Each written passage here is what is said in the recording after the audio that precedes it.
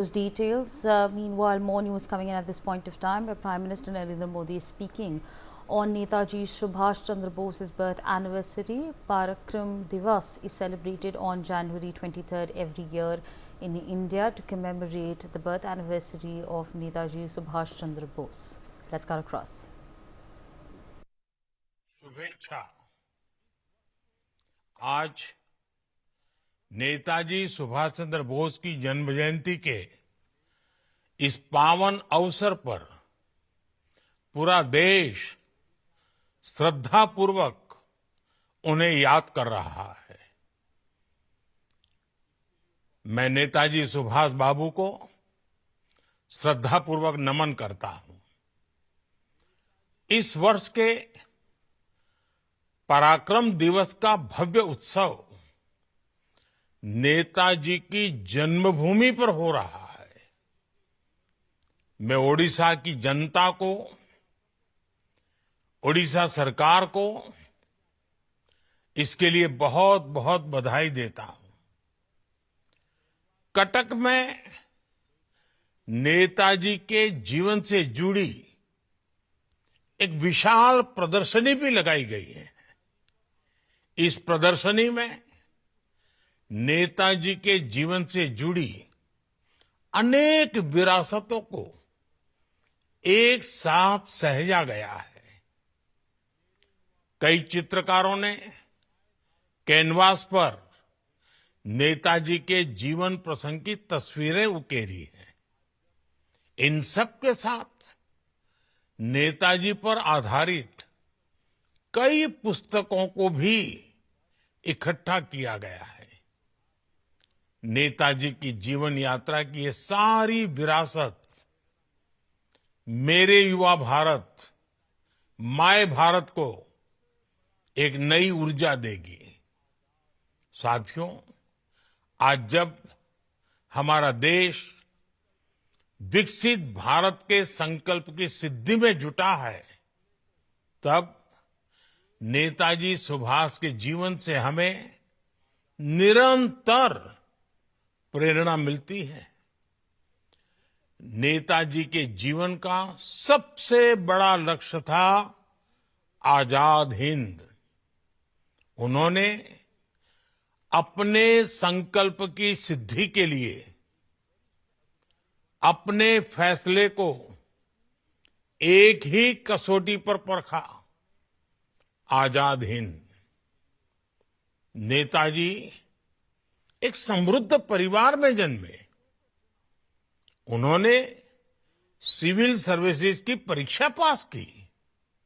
वो चाहते तो अंग्रेजी शासन में एक वरिष्ठ अधिकारी बनकर आराम की जिंदगी जीते, लेकिन उन्होंने आजादी के लिए कष्टों को चुना, चुनौतियों को चुना, देश विदेश में भटकना पसंद किया। नेताजी सुभाष कंफर्ट जोन के बंधन में नहीं बंधे। इसी तरह आज हम सभी को विकसित भारत के निर्माण के लिए अपने कंफर्ट जोन से बाहर निकलना है। हमें खुद को ग्लोबली बेस्ट बनाना है। एक्सीलेंस को चुनना ही है। एफिशिएंसी पर फोकस करना है। साथियों, नेताजी ने देश की स्वतंत्रता के लिए आजाद हिंद फौज बनाई। इसमें देश के हर क्षेत्र, हर वर्ग के वीर और वीरांगनाएं शामिल थी। सबकी भाषाएं अलग अलग थी, लेकिन भावना एक थी, देश की आजादी। यही एकजुटता आज विकसित भारत के लिए भी बहुत बड़ी सीख है। तब स्वराज के लिए हमें एक होना था।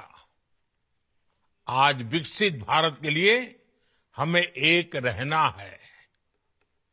आज देश में, विश्व में हर तरफ भारत की प्रगति के लिए अनुकूल माहौल है।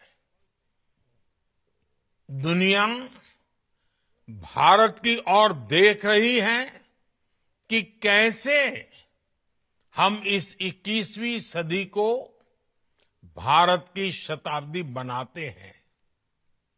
और ऐसे महत्वपूर्ण कालखंड में हमें नेताजी सुभाष की प्रेरणा से भारत की एकजुटता पर बल देना है। हमें उन लोगों से भी सतर्क रहना है जो देश को कमजोर करना चाहते हैं, जो देश की एकता को तोड़ना चाहते हैं। साथियों, नेताजी सुभाष भारत की विरासत पर बहुत गर्व करते थे। वे अक्सर भारत के समृद्ध लोकतांत्रिक इतिहास की चर्चा करते थे और उसे प्रेरणा लेने के लिए समर्थक थे। आज भारत गुलामी की मानसिकता से बाहर निकल रहा है। अपनी विरासत पर गर्व करते हुए विकास कर रहा है। मेरा सौभाग्य है कि आजाद हिंद सरकार के 75 वर्ष पूरे होने पर लाल किले पर मुझे तिरंगा फहराने का मौका मिला था।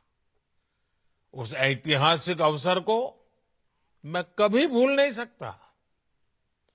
नेताजी की विरासत से प्रेरणा लेते हुए हमारी सरकार ने 2019 में दिल्ली के लाल किले में नेताजी सुभाष को समर्पित म्यूजियम का निर्माण किया। उसी साल सुभाष चंद्र बोस आपदा प्रबंधन पुरस्कार शुरू किए गए। 2021 में सरकार ने निर्णय लिया कि नेताजी की जयंती को अब पराक्रम दिवस के रूप में मनाया जाएगा। इंडिया गेट के समीप नेताजी की विशाल प्रतिमा लगाना, अंडमान में द्वीप का नाम नेताजी के नाम पर रखना, गणतंत्र दिवस की परेड में आईएनए के जवानों को नमन करना सरकार की इसी भावना का प्रतीक है। साथियों, बीते 10 वर्षों में देश ने ये भी दिखाया है कि तेज विकास से सामान्य जन का जीवन भी आसान होता है और सैन्य सामर्थ्य भी बढ़ता है। बीते दशक में 25 करोड़ भारतीयों को गरीबी से बाहर निकाला गया है। ये बहुत बड़ी सफलता है। आज गांव हो या शहर, हर तरफ आधुनिक इंफ्रास्ट्रक्चर का निर्माण हो रहा है। साथ ही भारत की सेना की ताकत में भी अभूतपूर्व वृद्धि हुई है।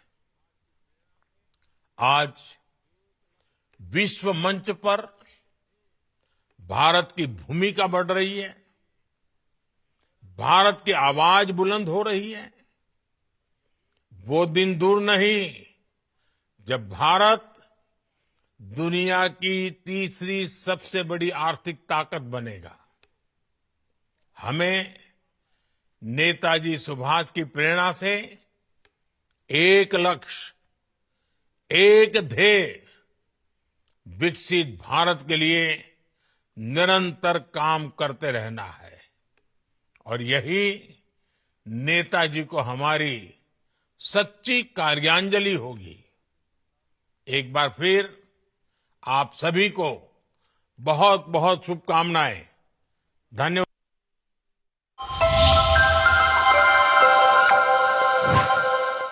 कल करे सो आज कर टाइम